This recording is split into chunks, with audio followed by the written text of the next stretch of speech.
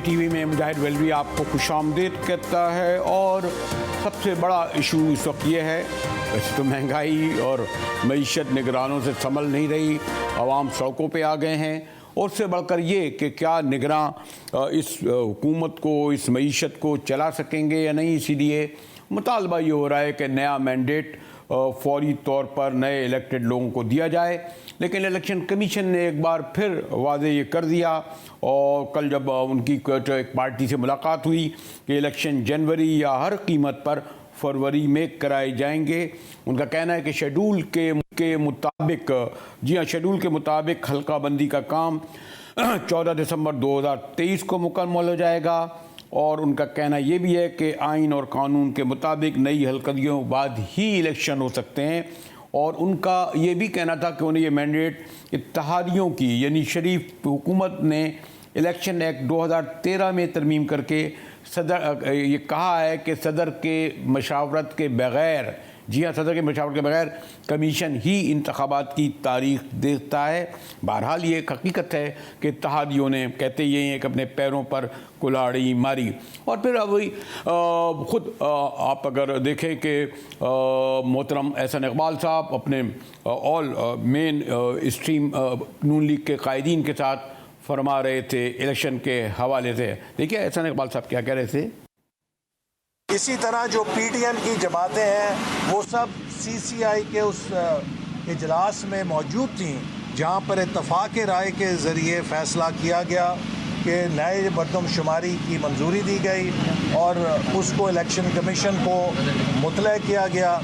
14 दिसंबर plus 54 days. जैसे आज़म नज़ीर तारड़ साहब ने कहा कि अगर हल्का बंदियाँ 14 दिसंबर को मुकम्मल हो जाती हैं तो उसके बाद 54 दिन का कानून और आइन का शेड्यूल है जिसके अंदर इंतखाबी अमल ने मुकम्मल होना है। तो डेट निकालने, खुद उससे डेट निकाल। जी, मोहतरम नैयर बुखारी साहब, साबिक चेयरमैन सेनेट, इंतहाई सीनियर सीजन कमिटेड, पार्टी से हमेशा वाबस्तगी रही। एक तो मैं शुक्रिया, मेहरबानी। मुझे सवाल करने की ज़रूरत नहीं, शायद आप तक आवाज़ पहुंची हो मोहतरम एहसन इकबाल साहब की। साथ में लुकमा हमारे मोहतरम राना सनाउल्लाह साहब ने भी लगाया कि दिसंबर के बाद 14 दिन आप खुद लगा लें। ये वो कह रहे हैं जो गालिबन 2 हफ्ते पहले तक आपके साथ इत्तेहादी थे। फिर अपना सवाल मैं बाद में करूँगा। बुखारी साहब क्या कहेंगे। थैंक यू मलवी साहब। गुजारिश है कि पाकिस्तान पीपल्स पार्टी इस बात पे यकीन रखती है कि आइन पाकिस्तान जो है वो बालादस्त है, that is a supreme law, और बाकी जो कानून है सबऑर्डिनेट लेजिस्लेशन है। और पीपल्स पार्टी इलेक्शन से भागना नहीं चाहती। पीपल्स पार्टी ये भी नहीं चाहती कि केयर टेकर जो आवाम की नुमाइंदगी नहीं करते वो आवाम को जवाब दे भी नहीं, तो उनकी दौरान हुकूमत या उनका टर्नओवर उसको तवालत दी जाए। इसलिए हम समझते हैं कि आइनी जो प्रोविजंस हैं उनके मुताबिक इंतखाबात होने चाहिए। और हमने इलेक्शन कमीशन से भी ये कहा, अभी वो बातें करते हैं डिलिमिटेशन की, आइन में तो खैर इस किस्म की बात कोई नहीं डिलिमिटेशन की। और सेकेंडली अब जो बात है कि इख्तियार किसके पास है इलेक्शन डेट देने का, किसके पास नहीं है, अब ये मामला सब जुडिस हो गया है सुप्रीम कोर्ट में भी और लाहौर हाई कोर्ट में भी। एक मौक़िफ़ इलेक्शन कमीशन का सामने आ गया है, एक मौक़िफ़ मिनिस्ट्री ऑफ लॉ का भी सामने आ गया है, और एक मौक़िफ़ प्रेसिडेंसी का भी है, एक मौक़िफ़ नून लीग का भी आ गया है। नहीं, एक मौक़िफ़ और भी शामिल कर लीजिए मोहतरम बुखारी साहब। एक मौक़िफ़ नून लीग का भी है, और जो बड़ा उन्होंने एक्सेप्ट किया, उन्होंने तो नहीं लगी लिपटी रखी, उन्होंने कहा फरवरी में ही होंगे। नहीं, एक मौक़िफ़, मैं तो कानूनी जो बातें हैं, जो लीगल प्रोविजंस हैं, उसके बारे में हर बंदा अपनी मर्ज़ी से उसको इंटरप्रेट कर रहा है। प्रेसिडेंसी अपनी मर्ज़ी से इंटरप्रेट कर रही है, मिनिस्ट्री ऑफ लॉ अपनी मर्ज़ी से कर रही है, इलेक्शन कमीशन अपनी से कर रहा है, और नून जो है वो अपनी मर्ज़ी से कर रही है। लेकिन कानून बनाना तो पार्लियामान का काम तो है। लेकिन कानून को इंटरप्रेट करना इनमें से किसी एक का भी काम नहीं है। ये टोटल डोमेन है अदलिया की। अब मामला सब जुडिस है अदलिया के पास, और वो अदलिया फैसला करेगी कि आर्टिकल 48(5) ओवरराइड करता है, 1 ओवरराइड करता है, या इलेक्शन एक्ट की प्रोविजंस वो मोतबर हैं या वो ओवरराइड करती है। तो इस पर मैं एक से कई बार आप ये वजाहत कर चुके हैं कि सीसीसी की मीटिंग में नहीं हुआ, पीपल्स पार्टी ने नहीं किया, लेकिन नून लीग ने एक बार भी ये नहीं कहा, आपकी जो इत्तेहादी थे, आपके जो प्राइम मिनिस्टर रहे थे साबिक़ शहबाज शरीफ, कि जो आप कह रहे हैं। और इसीलिए मैं तो ये कहता हूँ सॉरी टू से कि शायद इनके जहन में था जब ही ये जो अमेंडमेंट बिल इलेक्शन पास किया गया, और जिसकी बुनियाद पर इलेक्शन कमीशन कह रहा है हम डेट देंगे। अगर सुप्रीम कोर्ट का आप जो जिक्र कर रहे हैं वो तो मई का इलेक्शन था, उस वक्त भी नहीं माना, और उस वक्त आप लोग एक ज़बान थे कि जनाब एक तारीख में इलेक्शन होना चाहिए। 14 मई के फैसले को कौन सा मान लिएगा सुप्रीम कोर्ट के, जो अब आप अगर कह रहे हैं कि सुप्रीम कोर्ट फैसला दे भी देगा तो कौन सा माना जाएगा? बरेलवी साहब, अभी थोड़ा सा इसमें मिसकंसेप्शन है प्रॉबेबली। सुप्रीम कोर्ट के पास भी इख्तियार नहीं है डेट देने का। सुप्रीम कोर्ट के पास कतन इख्तियार नहीं है डेट देने का। इख्तियार उसके पास है जिसको कानून इख्तियार देता है। इलेक्शन एक्ट भी सुप्रीम कोर्ट को इख्तियार नहीं देता, कॉन्स्टिट्यूशन भी इख्तियार उनको नहीं देता कोई इलेक्शन की डेट वो दे। वो ये ज़रूर कह सकते हैं कि आइन ये इख्तियार किसको देता है, ये प्रेसिडेंट को देता है या इलेक्शन कमीशन को देता है, वो ये तयन तो ज़रूर कर सकते हैं, लेकिन सुप्रीम कोर्ट खुद डेट नहीं दे सकती। सुप्रीम कोर्ट के पास ये इख्तियार नहीं है, पहली बात। दूसरा, आज एक फ़ैसला आया है जो इलेक्शन कमीशन ने आज फैसला दिया है। सुप्रीम कोर्ट ऑफ पाकिस्तान ने जो इलेक्शन कमीशन की रिव्यू पिटीशन थी उसका फैसला आज आ गया है, वो आपकी नज़र से गुजरा होगा। तो वो कह रहे हैं कि जी ये किसने इख्तियार दिया इलेक्शन कमीशन को वो डेट चेंज कर दे। अब मैं ये मुनासिब समझता था कि आज फैसला आने से, क्योंकि एक सिमिलर पिटीशन सुप्रीम कोर्ट के पास पेंडिंग पड़ी हैं, तो उसके साथ ही ये रख के को फैसला करते तो मुनासिब बात थी।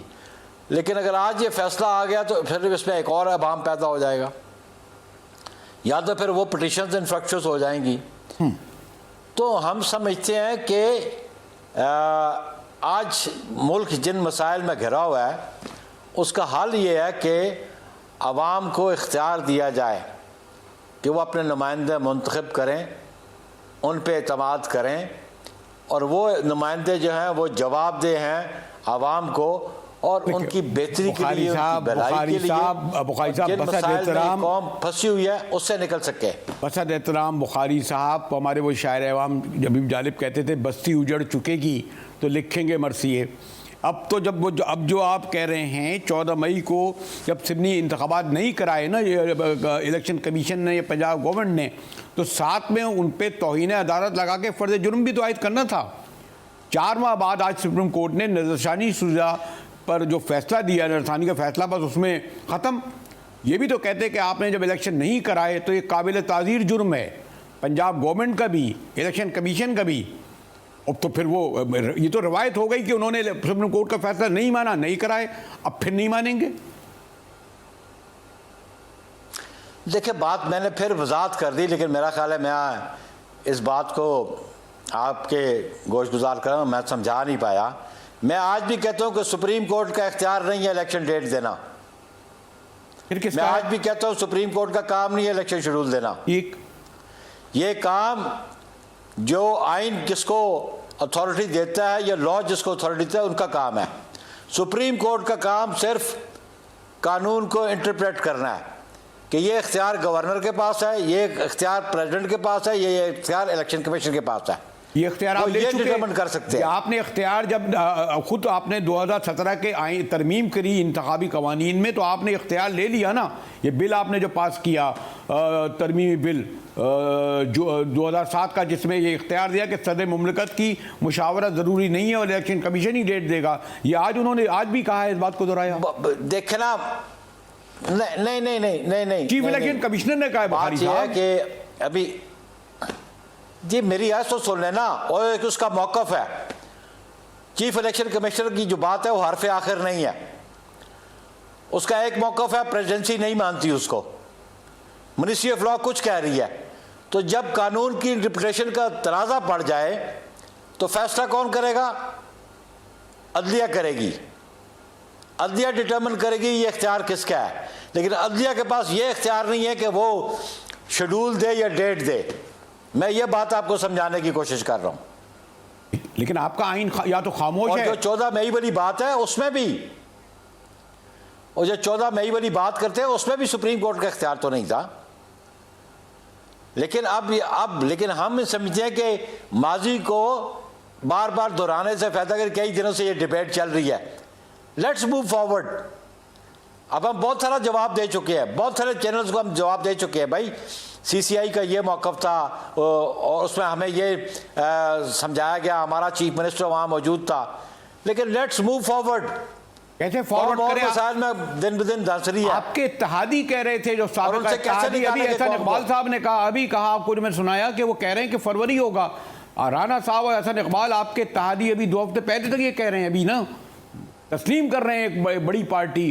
वो कह रहे हैं ना, नहीं बरेलवी साहब ट्राई टू अंडरस्टैंड कि वो कह रहे हैं ये उनका मौक़िफ़ है ना, ये मेरा मौक़िफ़ तो नहीं, ये आइन का मौक़िफ़ तो नहीं, ये आइन की ज़ुबान तो नहीं, ये कानून की ज़ुबान तो नहीं। आज का फैसला जो है वो सुप्रीम कोर्ट क्या कह रहा है कि इलेक्शन कमीशन को किसने इख्तियार दिया कि वो 90 डेज़ के बियॉन्ड चला जाए, और इलेक्शन कमीशन के खिलाफ पिटीशंस अब पेंडिंग है, प्रेसिडेंसी के खिलाफ भी पेंडिंग है सुप्रीम कोर्ट में। को सुप्रीम कोर्ट से इस्तदा है कि डायरेक्शन दी जाए उसको। मैं जो कहना चाहता हूँ कि जितना जल्दी इंतखाबात होंगे उतना इस कौम और मुल्क के लिए बेहतर होगा। लेकिन मैं समझता हूँ एक सियासी कारकुन के और एक जमहूरियत पे यकीन रखने वाले पे कि मुझ पे हुक्मरानी का इख्तियार आइन जो देता है वो मुंतखब नुमाइंदों को देता है। वो आपकी ख्वाहिश है, अच्छी ख्वाहिश है, वो आपकी ख्वाहिश है मोहतरम बुखारी साहब। वो कहते हैं आइन और कानून के तहत ही हम हल्का बंदियाँ भी कराएंगे, मरदमशुमारी भी कराएंगे, उसके बाद इंतखाब की तारीख भी देंगे, इसमें दिसंबर आ जाएगा, उसके बाद जनवरी फरवरी होगा, वो भी तो आइन कानून के तहत ये कह रहे हैं। आपका आइन कहीं, फिर आप जो इंटरप्रिटेशन कर रहे हैं उसमें आइन खामोश है। नहीं, कोई खामोश नहीं है। अभी देखें ना जी, मैं बार बार आपको कह रहा हूं, जब 2 फरीकों का तनाज़ा होता है तो एक फरीक का एक मौक़िफ़ होता है, दूसरे का दूसरा मौक़िफ़ होता है। अभी यहाँ पे 2 फरीक है, एक प्रेसिडेंसी आ गई है, एक इलेक्शन कमीशन आ गया है, एक वो पिटिशनर्स आ गए हैं। अब इसका फैसला सुप्रीम कोर्ट करेगा कि दुरुस्त मौक़िफ़ किसका है। आप सुप्रीम कोर्ट का फैसला, आपने उस वक्त तो आप लोगों ने पार्लियामेंट में खड़े होकर बड़े कहा था कि सुप्रीम कोर्ट को क्या हक़ हासिल है कि वो फैसला करे, जो 14 मई का वक्त था। उस वक्त आप तमाम पार्टियां एक तरफ खड़ी थी, पार्लियामेंट एक तरफ खड़ी थी। फिर दोहरा रहा हूं ना जी बरेलवी साहब, ट्राई टू अंडरस्टैंड। मैं तो आज फिर कह रहा हूं कि सुप्रीम कोर्ट लॉ को, कॉन्स्टिट्यूशन को इंटरप्रेट कर सकती है। सुप्रीम कोर्ट इलेक्शन शेड्यूल नहीं दे सकती, इलेक्शन डेट नहीं दे सकती। मेरा मौक़िफ़ आज भी है। फिर कौन देगा?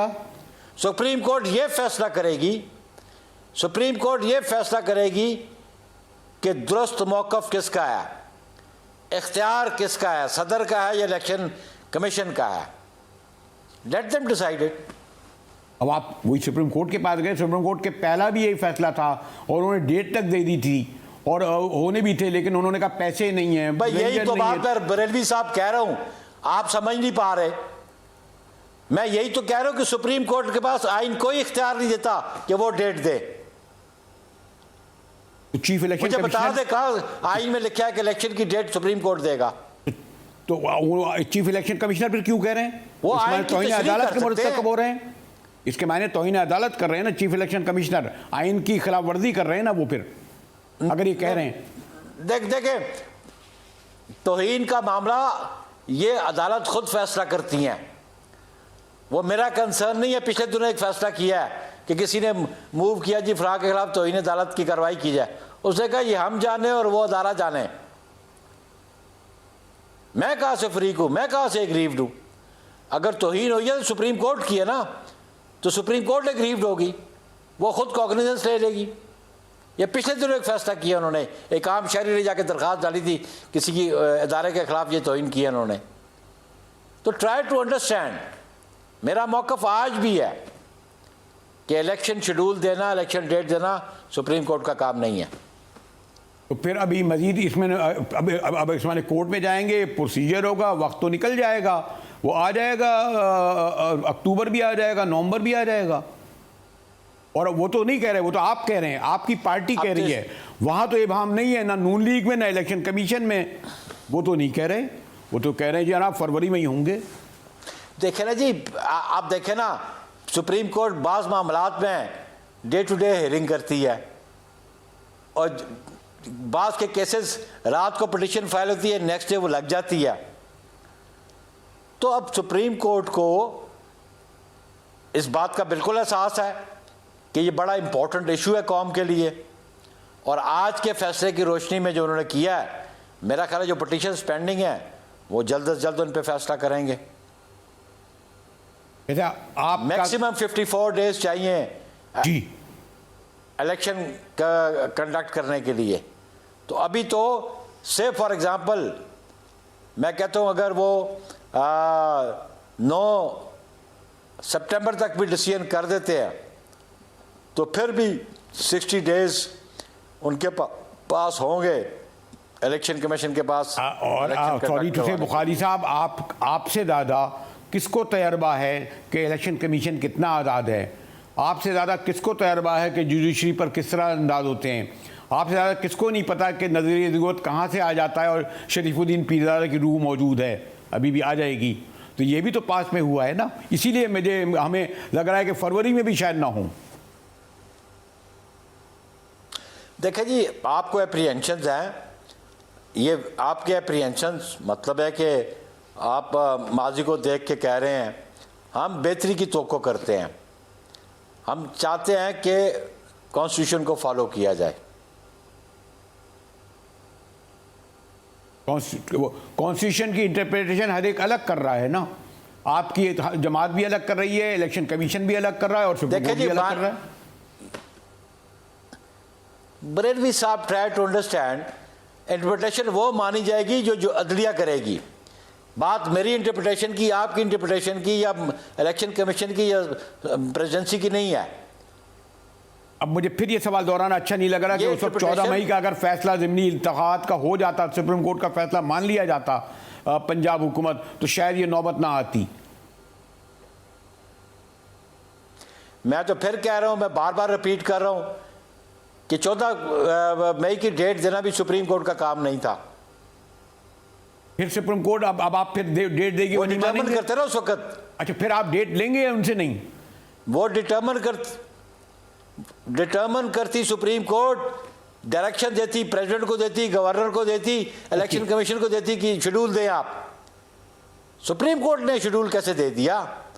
मुझे वो आइन या कानून की प्रोविजंस बता दें जहां पे सुप्रीम कोर्ट के पास इख्तियार है इलेक्शन शेड्यूल देने का। इलेक्शन कमीशन को इख्तियार है देने का, जो दिया बिल्कुल उसको है, लेकिन आइन और कानून के मुताबिक इलेक्शन शेड्यूल देना यह इलेक्शन कमीशन का काम है, लेकिन आइन और कानून के मुताबिक। आइन और कानून क्या कहता है, रेजोल्यूशन की सूरत हाल में क्या कहता है, टेन्योर पूरा होने की सूरत में क्या कहता है, कंसल्टेशन अमेंडमेंट से पहले क्या ज़रूरी थी, अब कंसल्टेशन है कि नहीं है, ये सारे मामले सब जुडिस है। तो let it be decided by the supreme court कि इख्तियार किसका है। आज इस पर कंट्रोवर्सी चल पड़ी है। शुक्रिया नैयर हुसैन बुखारी साहब, साबिक चेयरमैन सेनेट। उनका ये कहना था कि सुप्रीम कोर्ट को फैसला करने का इख्तियार नहीं है, ताहम सुप्रीम कोर्ट ये फैसला कर सकता है कि आइन की रोशनी में कि ये मौक़िफ़ दुरुस्त है या दूसरा मौक़िफ़। एक मौक़िफ़ उन्होंने बयान कर दिया, दूसरा मौक़िफ़ इलेक्शन कमीशन का है। और देखिए, बकौल शख्स कल भी मैं शायद कह रहा था कि मक्ते में आप पढ़ी है सुखन गुस्तराना बात, एक सवाल है जिसका 100 मिलियन या बिलियन डॉलर में भी जवाब नहीं कि तारीख कौन देगा। ब्रेक के बाद आएंगे तो जरा फिर वही चलते हैं, निगरानों के सर जो साबिका हुकूमत डाल गई है, महंगाई का बोझ, उससे किस तरह निपटेंगे। मिलते हैं ब्रेक के बाद।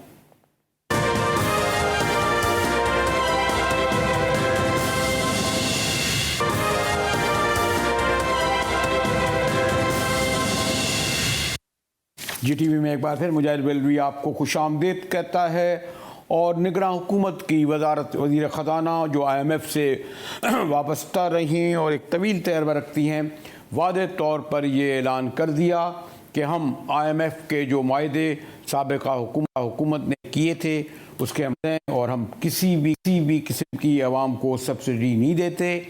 फरमाती हैं कि जनाब माशी सूरत-ए-हाल हमारे अंदाजे से ज़्यादा ख़राब निकली और IMF से जो मायदा विरसे मिला है उस पर बातचीत का मुमकिन नहीं। रिलीफ पैकेज पर भी IMF को अगर हम करेंगे भी तो कायल करना मुश्किल है। हमारे साथ बड़े सीनियर माहिर मईशत बोर्ड ऑफ मैनेजमेंट के चेयरमैन हारून शरीफ साहब, जो 16 माह में कर गई शरीफ हुकूमत, अब निगरां उसके भुगतेंगे। बिजली, पानी, पेट्रोल, उड़ान आप देख रहे हैं। जी शरीफ साहब। जी मुजाहिद साहब, देखें, बेहतरी पहले तो लेट्स डिफाइन हमारा असल जो क्रॉनिक मसला जिसकी वजह से बहुत से ये मसाइल आ रहे हैं वो तो हमारा जो एक्सटर्नल पेमेंट्स का और जो बाहर से इंटरनल फ्लोज आते हैं जो बढ़ता चला जा रहा है।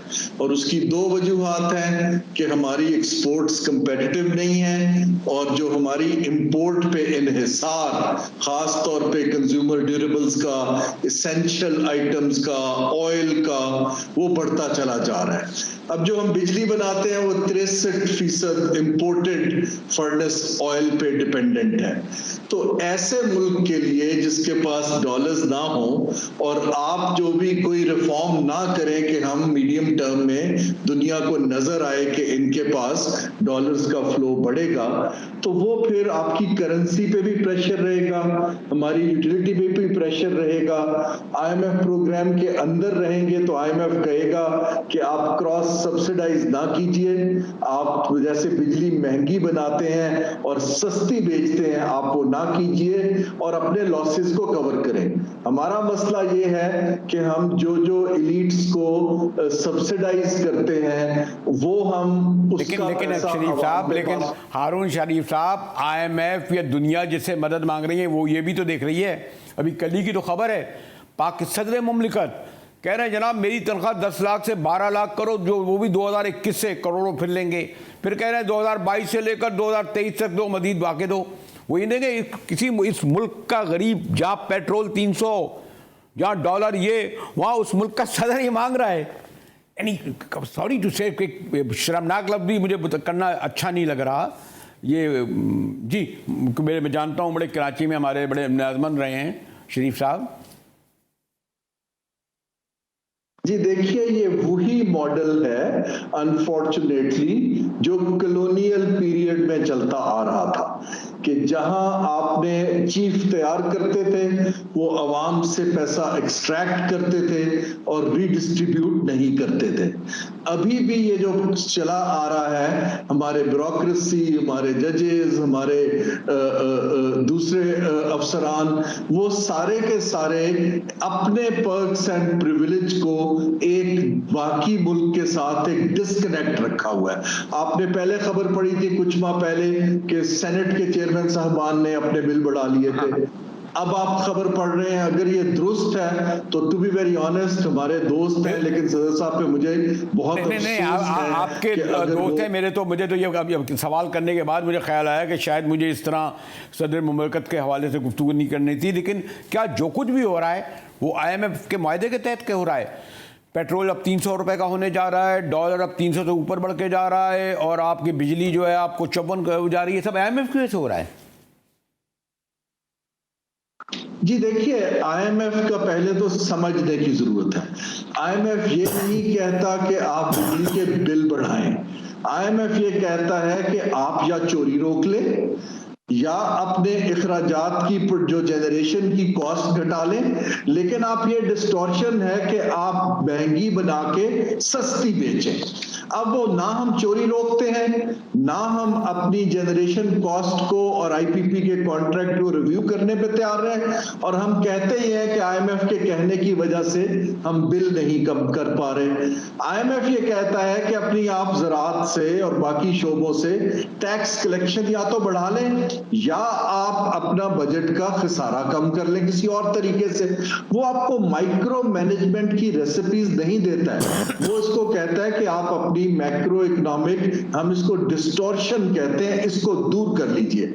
हम आसान तरीका ये ढूंढते हैं कि हम अवाम पे पास ऑन करते हैं, ब्लेम सारा हम इंटरनेशनल इदारों पे लगाते हैं और अपने आप से कहते हैं। अभी आप देखिए कि जो गवर्नमेंट गई है वो सारी की सारी हुकूमत अभी भी पुरानी गवर्नमेंट के ऊपर ब्लेम फेंक रही है कि तो उनकी वजह से हो रहा है, हमने तो सब कुछ ठीक कर दिया। So we need to stop that and move on. अपने आप से सच बोलें, डिनायल से निकलें कि इस वक्त हमारे इतने स्ट्रक्चरल फ्लॉज हैं कि किसी ने तो इनको पकड़ना है ना जी। अगर डिस्कोस जो हैं वो बिजली की चोरी नहीं रोक पा रहे, आप इसको बेसिकली फायर करें, इसकी मैनेजमेंट को एक तगड़े सीईओ लगाएं, उनको टारगेट्स दीजिए, हुकूमत को बैकफुट पे ले जाइए, कुछ तो लोगों को दिखाएं कि आप स्टेप्स ले रहे हैं। मोहतरम हारून शरीफ साहब, साबिक चेयरमैन बोर्ड ऑफ इन्वेस्टमेंट का कहना कि कुछ तो स्टेप लें बिजली के हवाले से, पेट्रोल के हवाले से। ब्रेक के बाद आएंगे तो वैसे तो वफाकी सतह पर भी, लेकिन सिंध में भी बड़े पैमाने पर तकरीरियाँ, तबादलों का सिलसिला जारी है। गुफ्तगू करेंगे ब्रेक के बाद, हमारे साथ रहिएगा।